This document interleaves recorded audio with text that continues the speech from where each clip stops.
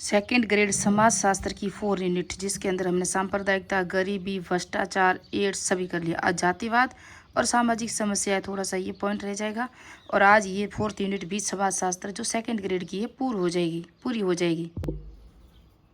बाद में ये पूर्व एग्जाम में आए हुए प्रश्न आज करने की पूरी कोशिश करूंगी, जो लास्ट में आए थे 2018 में भी आया हुआ है। इस यूनिट से सिर्फ इस सामाजिक जो है ना नव वर्तमान सामाजिक समस्याएं, इस यूनिट से जितने भी प्रश्न आए वो करेंगे।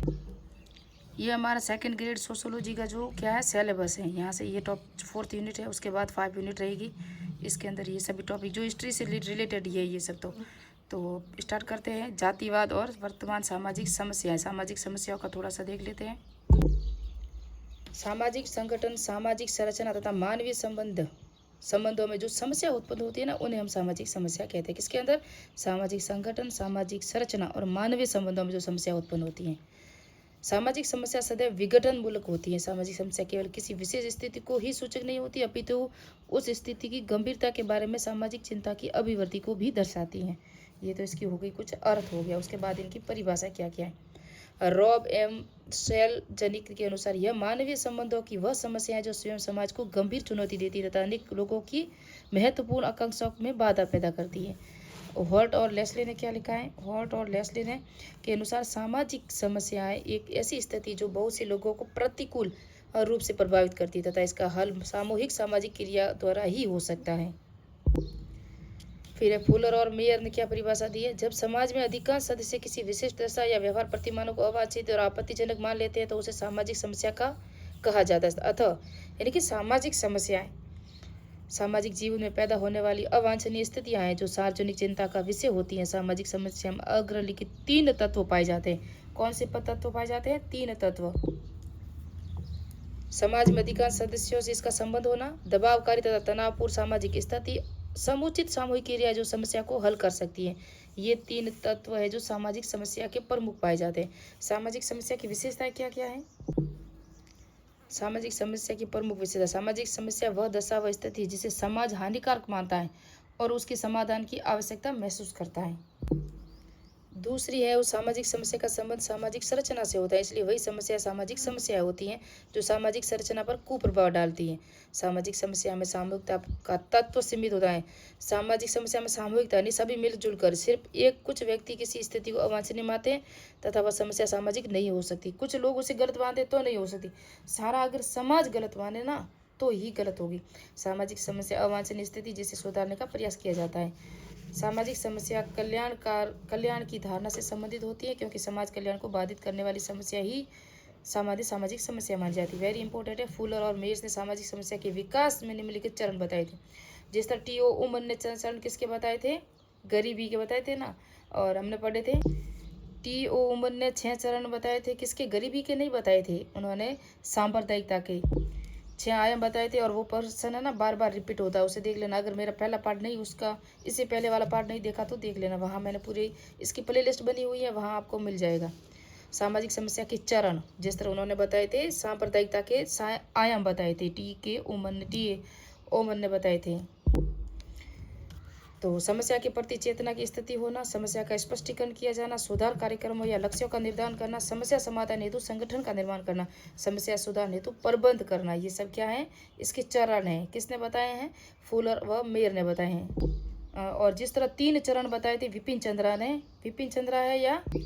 चंद्रा ने अपनी पुस्तक थी उसके अंदर 3 चरण बताए थे। उदार, चेतना और आधुनिक भारत में सांप्रदायिकता के 3 चरण बताए थे उन्होंने। उदार सांप्रदायिकता, चेतना सांप्रदायिकता और एक और बताई थी चरम सांप्रदायिकता। तो 3 चरण उनको भी याद करना। 6 टी.के. उमन ने बताए थे, आयाम बताए थे, उसको याद रखना, वेरी इंपॉर्टेंट है। टी.के. उमन और विपिन चंद्रा। रॉबर्ट्स ए निस्बत ने सामाजिक समस्या की उत्पत्ति हेतु 4 प्रमुख कारक बताए थे। किसने बताए थे? रॉबर्ट ए निस्बत ने। समाज में संस्थाओं में संघर्ष, सामाजिक गतिशीलता, वर्तमान जीवन में बढ़ता व्यक्तिवाद और आदर्शहीनता, व्याधिकीय स्थिति अर्थात मूल्यों की परवाह न करके अपनी मर्जी से कार्य करना, ये भी क्या है? कारण है सामाजिक समस्या। सामाजिक गतिशीलता भी क्या है? जब समाज में परिवर्तन होगा तो समस्या उत्पन्न होगी। वर्तमान जीवन में बढ़ता व्यक्तिवाद, आजकल जो सामूहिकता था ना, परिवार जो सामूहिक स्थिति से रहते थे, संयुक्त परिवार होते थे, बड़ों का कहना मानते थे, एक दूसरे से बनी की जो बात कर दी वो फिक्स है, वो होता था। वो नहीं है, व्यक्तिवाद हो गया, अब मैं करता हूँ वही सही होगा। इससे क्या होगा, सामाजिक समस्या उत्पन्न होती हैं। अन्य कारक और कारण क्या है, मनुष्य द्वारा प्रचलित मूल्यों के विपरीत व्यापार करना, मूल्यों के आधार पर नहीं करते। तीव्र सामाजिक परिवर्तन, आर्थिक कारक, बेरोजगारी, गरीबी भी सामाजिक समस्या है एक। भौतिक साधनों के साथ अधूरा समायोजन, पार्सन्स के अनुसार, पार्सन्स ने क्या परिभाषा दी है, भौतिक साधन है ना, उसके साथ अधूरा समायोजन होता है, तभी क्या होती है, सामाजिक समस्या उत्पन्न होती है। जनसंख्या वृद्धि, वो किसने बताया था, वॉल्फ के अनुसार जनसंख्या वृद्धि है ना, वो भी सामाजिक समस्या है। सामाजिक विघटन, इलियट व मेरिट के अनुसार क्या है, सामाजिक विघटन हो रहा है, जो परिवारों का जो विघटन हो रहा है ना, समाज का भी विघटन हो रहा है। सामाजिक समस्याओं के प्रकार कौन कौन से हैं, सामाजिक समस्या अनेक प्रकार की होती है, इनका वर्गीकरण विभिन्न प्रकार से किया जा सकता है। निम्नलिखित में से संबंधित पक्ष व क्षेत्र के आधार पर सामाजिक समस्या, एक तो है क्या है, ये आपको दिख रहा है, हाँ ये दिख रहा है आपको, पक्ष व क्षेत्र के आधार पर सामाजिक समस्या, व्यक्तित्व यानी कि मद्यपान, वेश्यावृत्ति, जुआ, आत्महत्या, ये सब क्या अपने पर्सनल लाइफ से ही तो है, लेकिन है सामाजिक समस्या। हमारे आसपास जब हम देखते हैं ना कहीं किसी ने आत्महत्या कर ली, तो आजू बाजू के लोग भी उससे सीखते हैं, कोई जुआ खेल रहा था वो भी खेलता है, कोई गलत लाइन पे जा रहा था उसको सही नहीं कह के वो भी चला जाता है। इस तरह से क्या हुआ, व्यक्तिवाद यानी पर्सनल से, पारिवारिक कलह, घरेलू हिंसा, तलाक आदि, ये परिवार टूटना, ये सभी। सामुदायिक, जातिवाद तो सबसे बड़ी समस्या है, सामाजिक समस्या।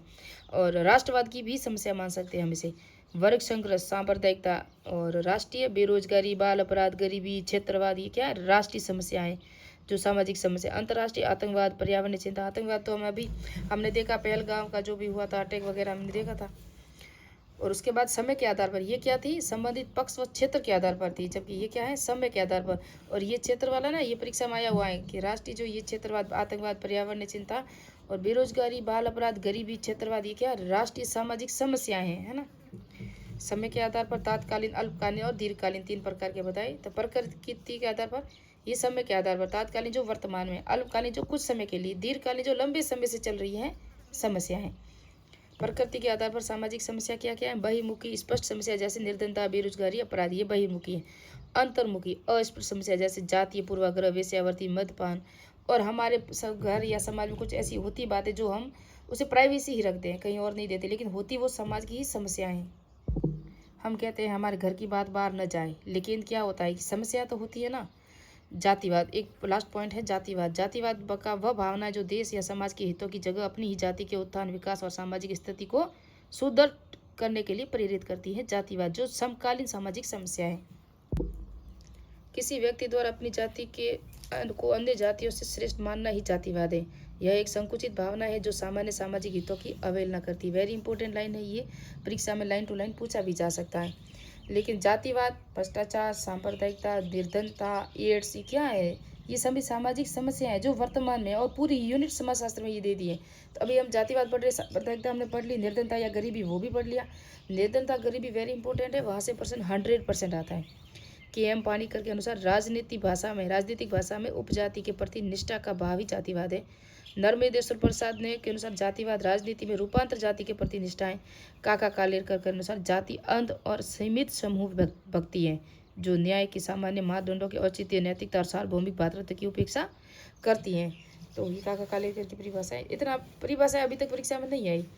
जातिवाद से कुछ ऐसा आएगा तो वर्तमान सामाजिक समस्या में आएगा तो ये आएगा पॉइंट कि वर्तमान में सामाजिक समस्या कौन कौन सी, तो वहाँ आपको भ्रष्टाचार मिलेगा, जातिवाद मिलेगा, और वहाँ आपको सांप्रदायिकता मिलेगी, वहाँ आपको गरीबी, बेरोजगारी मिलेगी, और भी कुछ एक पॉइंट ऐसा दिया जाएगा धार्मिक वगैरह, तो वो अलग होगा, तो जिसे हमें राइट करना है। जातिवाद को प्रोत्साहन देने वाले कारक, प्रजातंत्र के प्रति जातिवाद, प्रजातंत्र में जाति का चुनावों में प्रयोग होता है। जाति का चुनावों में मेन पॉइंट तो चुनावों में ज़्यादा उजागर होती है। यातायात के संदेशवाद को में वृद्धि, राजनीतिक तुष्टीकरण, संविधान में आरक्षण में प्रावधान भी है, ये भी समस्या है। जातीय संगठनों और संस्थाओं का जन्म, ये जो आरक्षण है ना, आरक्षण की समस्या बड़ी मान रहे हैं, ये भी सही है। मेरे साथ जितनी भी लड़कियां पढ़ रही थी ना, सबका हो गया, और मेरे से कम नंबर थे, लेकिन मेरा नहीं हुआ क्योंकि मेरा आरक्षण नहीं है ना, इसलिए नहीं हुआ, लेकिन उन सबका हो गया। आरक्षण का होता है, लेकिन ये क्या है, ये हम जातिवाद समस्या भी मान सकते हैं, लेकिन समस्या इतना नहीं मान सकते। लेकिन जो पिछड़े लोग हैं ना, वो ऊपर उठ सकते हैं, और उनकी आर्थिक स्थिति सुदृढ़ करने के लिए ये तो हम योजना भी मान सकते हैं कि उनकी भी स्थिति सुदृढ़ हो। जातीय संगठनों में संस्थान का जन्म, शिक्षा का प्रसार, संस्कृति और जाति के प्रति निष्ठा, सोशल मीडिया का पर भड़काऊ भाषा, ये ज़्यादातर आजकल वर्तमान में समस्या मान सकते हैं। जातिवाद के दुष्परिणाम, राष्ट्रीय एकता में बाधक, वेरी इंपॉर्टेंट है। राष्ट्रीय हितों व जातीय हितों में प्राथमिकता, क्षेत्रवाद में वृद्धि हो रही है, इसमें हो रही है क्षेत्रवाद में। सामाजिक संघर्ष व अलगाव भी बढ़ रहा है। सामाजिक समस्या में कमी है। पक्षपात, भाई भतीजावाद व भ्रष्टाचार को रोकथाम, ये प्रश्न आ चुका है परीक्षा में। समानता के सिद्धांत के विरुद्ध, ये सभी पक्षपात, ये सभी पॉइंट है जातिवाद के दुष्परिणाम। सामाजिक आर्थिक विकास में बाधक भी हैं। सांप्रदायिकता को बढ़ावा भी देती है जातिवाद। श्रीनिवास के अनुसार आरक्षण के लाभ हेतु असंस्कृति के कारण प्रक्रिया बढ़ी। तो असंस्कृति के कारण किन्होंने कहा है? श्रीनिवासन ने कहा है। रूडोल्फ का मानना है भारतीय राजनीति में जाति महासभाएं यूरोप व अमेरिका में ऐच्छिक समितियों के समान भूमिका निभा रही हैं। और उसके बाद है, ये इंपॉर्टेंट पॉइंट है, बस इतना याद रखना। रजनी कोठारी ने भारतीय राजनीति में जाति को ये मेरा मैं ना कैमरा बहुत हिल रहा है और आपको आवाज़ में भी डिस्टर्ब हो रही थी, इस वजह से हो रही होगी। जाति महत्व को स्वीकार किया उन्होंने अपनी पुस्तक कास्ट इन इंडिया पॉलिटिक्स में से जातियों का राजनीतिकरण कहा। और ये RBSC की हूबहू लाइन है और यहाँ से प्रश्न आया हुआ है। जातिवाद के निराकरण के उपाय, अंतर्जातीय विवाह को बढ़ा देना, आप निचली जाति को तो ऊपर जाति की शादी कराओ। और शिक्षा के नैतिक समानता के मूल्यों को बढ़ावा देना, शिक्षा को बढ़ावा दो। शिक्षा में राजनीति में जाति का पृथक्करण होना चाहिए। जाति का नाम शब्द यूज नहीं होना चाहिए जाति में, किसके अंदर?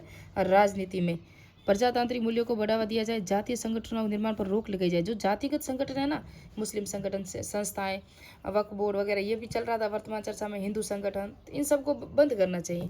प्रजातांत्रिक जातीय संगठनों के निर्माण पर रोक, सांस्कृतिक एकीकरण को बढ़ावा दिया जाए। ये सब क्या है? इसके उपाय है। और ये सांप्रदायिकता तो हमने पढ़ लिया है। अब हम करते हैं MCQ। विभिन्न प्रतियोगिता परीक्षा में पूछे गए जो सवाल हैं, ये 2018 तक पूछे गए वो हैं। तो जिन व्यक्तियों में HIV वायरस संक्रमण फैलने का खतरा होता है उन्हें समूह कहा जाता है। उस समूह का नाम क्या है? ये 2010 में आया था, जोखिमपूर्ण समूह।